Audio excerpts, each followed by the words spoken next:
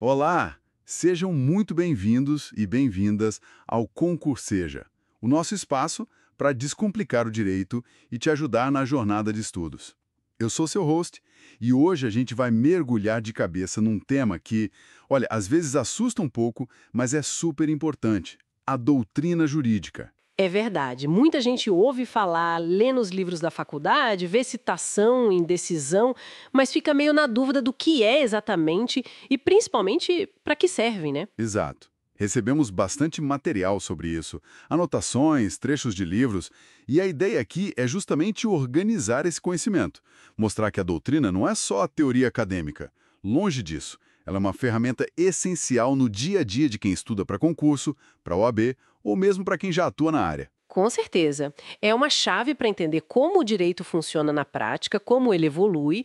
Então, nossa missão hoje é essa: desempacotar a doutrina, tirar aquele ar de mistério e mostrar como ela pode ser sua aliada. Vamos começar do básico, então. Para quem está ouvindo a gente, talvez começando agora, o que exatamente os materiais que a gente analisou definem como doutrina jurídica? Bom, de forma bem direta, a doutrina é o conjunto de tudo aquilo que os estudiosos do direito escrevem, sabe?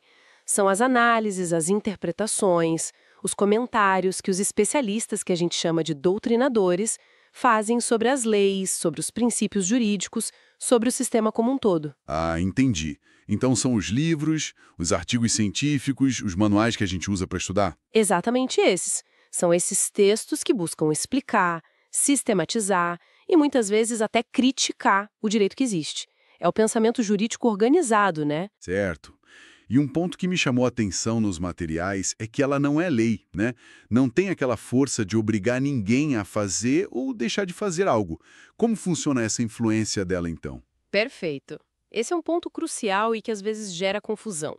A doutrina não é fonte primária do direito, como a lei. Ela não é vinculante, ou seja, um juiz não é obrigado a decidir só porque um doutrinador famoso escreveu algo. Hum, Mas, e aí que tá o pulo do gato, a influência dela é gigantesca. Pensa assim, a lei muitas vezes é geral, abstrata, às vezes até meio ambígua, né? Ou então surge uma situação nova que a lei não previu. sim, acontece bastante. Pois é. Aí entra a doutrina. Os estudiosos vão analisar aquela lei, aquele caso, vão comparar com outros, vão buscar os princípios gerais do direito e vão propor interpretações. Vão dizer: olha, nesse caso, o melhor caminho parece ser esse, por causa disso e daquilo. Entendi. Ela ajuda a preencher as lacunas da lei, a dar um sentido quando a coisa não está clara. Exato, ela ilumina o caminho. E essa interpretação, essa análise crítica, acaba moldando o entendimento de todo mundo. Juízes, promotores, advogados, defensores, todo mundo que trabalha com direito acaba bebendo dessa fonte. O fascinante aqui é como esse trabalho intelectual, que parece só teoria, vira argumento concreto num processo, vira fundamento de uma decisão judicial importante. Faz sentido. E os materiais que a gente viu detalham bem essa importância, né? Quais são os principais papéis que eles destacam para a doutrina? Sim, detalham bastante. Olha, são vários papéis importantes. Primeiro, como a gente falou, é fundamental para interpretar as normas, ajudar a entender o alcance, o sentido de uma lei, especialmente quando ela é dúbia ou quando tem uma lacuna, uma omissão. Ok, interpretação, o que mais? Segundo, ela promove a análise crítica do sistema jurídico. Os doutrinadores não só explicam, eles questionam, eles apontam falhas, eles sugerem mudanças. Isso é vital para a evolução do direito, para ele não ficar parado no tempo. Uhum, importante mesmo. Terceiro, ela influencia diretamente as decisões judiciais, o que a gente chama de jurisprudência. É muito, muito comum ver sentenças e acórdãos citando livros, artigos de doutrina para fundamentar o porquê de uma decisão. Às vezes, uma tese que começa num livro vira o entendimento pacificado de um tribunal superior lá em Brasília. Nossa, então o impacto é bem direto mesmo. Muito.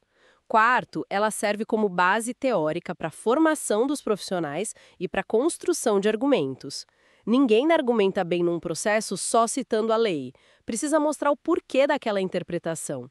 E a doutrina dá essa base, esse repertório. Certo. Argumentação sólida. Nascem primeiro nos debates doutrinários, para depois, talvez, virarem lei ou jurisprudência. Entendi. É um ciclo, então. A doutrina pensa, debate, influencia as decisões e às vezes até vira lei. Bem interessante. E até a própria legislação reconhece isso, né?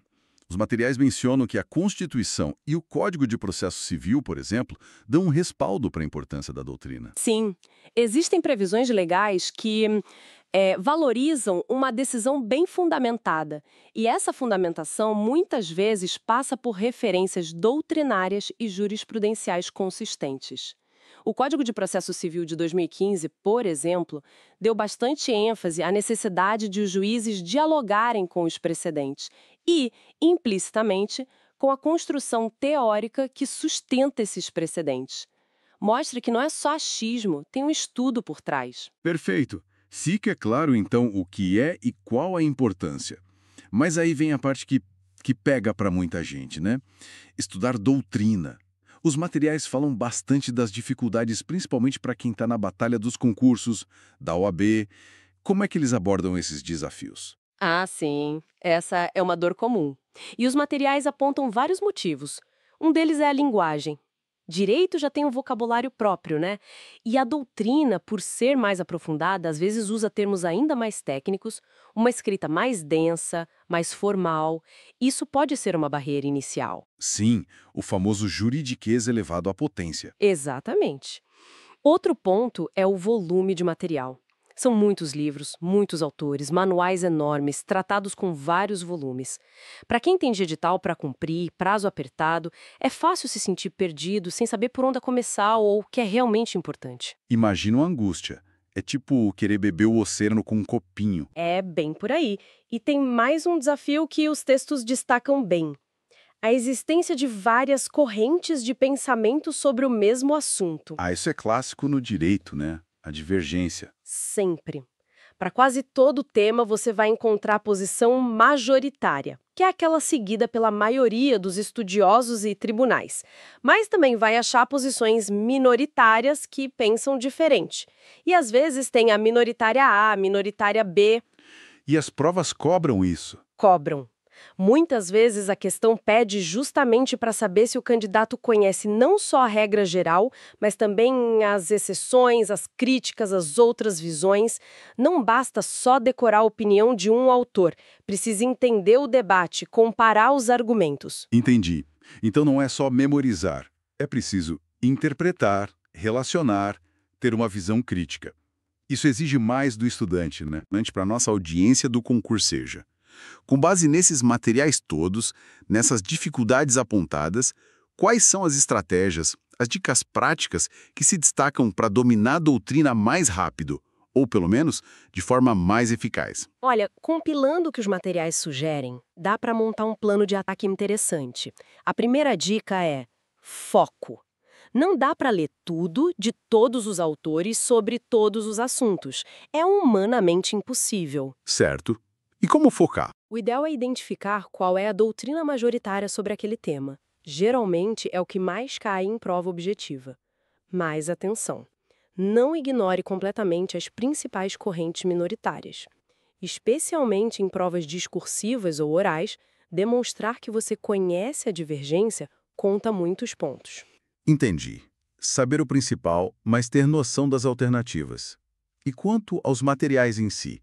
Como escolher o que ler? Aí entra a segunda dica: fontes confiáveis e atualizadas. Escolha livros e manuais de autores reconhecidos na área, aqueles que são referência. E, pelo amor de Deus, verifique a data da edição. O direito muda muito rápido. Leis são alteradas, a jurisprudência vira.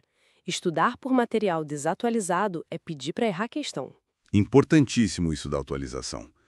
Uma lei muda e pronto. Um capítulo inteiro do livro pode ficar defasado. Exatamente. Terceira estratégia: estudo ativo. Não adianta só ler passivamente grifando tudo. O cérebro não absorve assim. O ideal é interagir com o texto, fazer resumos com as próprias palavras, sabe?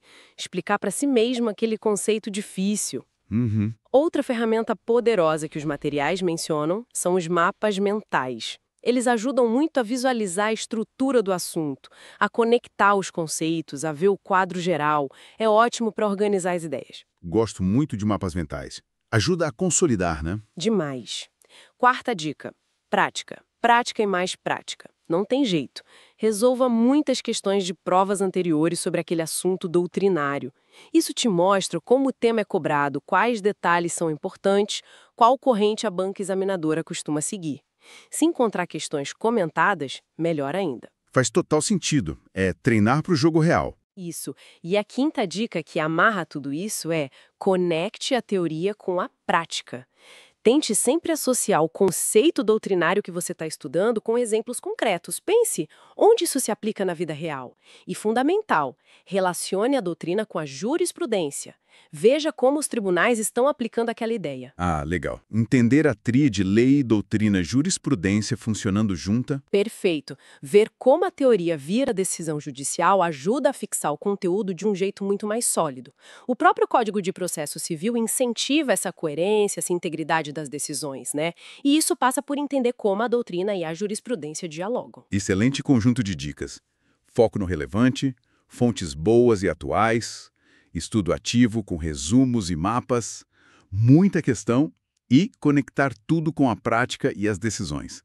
Parece ser um caminho bem mais claro agora. Sim, dá um norte, né? Não elimina o esforço, claro, mas torna o estudo mais estratégico, mais inteligente. Com certeza.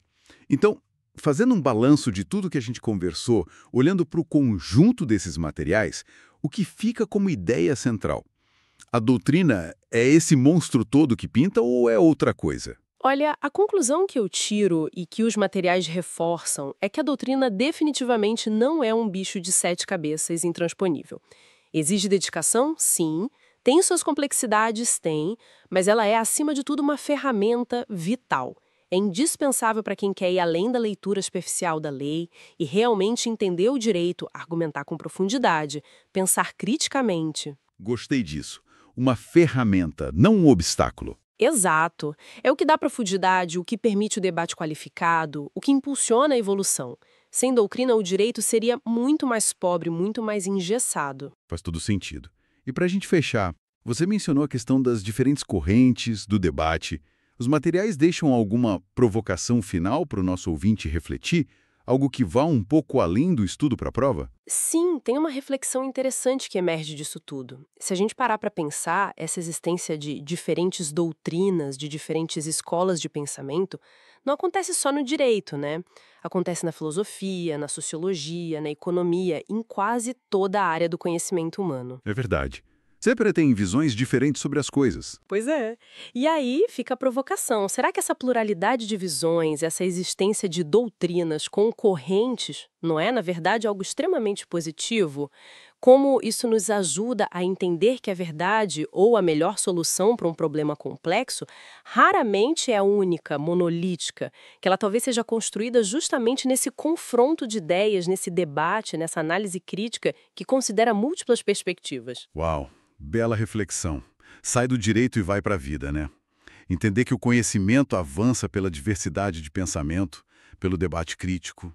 Muito bom. É algo para se pensar, né? Além de estudar as correntes para passar na prova, entender o valor do próprio debate. Excelente ponto para a gente encerrar a nossa conversa de hoje. Foi um mergulho muito esclarecedor nesse universo da doutrina jurídica. Espero que tenha ajudado você aí, que acompanha o Concurseja, a demistificar esse tema e a ver como ele pode ser um grande aliado nos seus estudos. Com certeza. E contem com a gente para continuar trazendo esses temas aqui. Isso mesmo. Agradecemos demais a sua companhia. Continue ligado aqui no Concurseja para mais análises aprofundadas, dicas de estudo e tudo o que você precisa para a sua aprovação. Não deixe de conferir também nossos outros materiais e cursos disponíveis no canal. Um grande abraço e até a próxima. Até a próxima, pessoal. Bons estudos!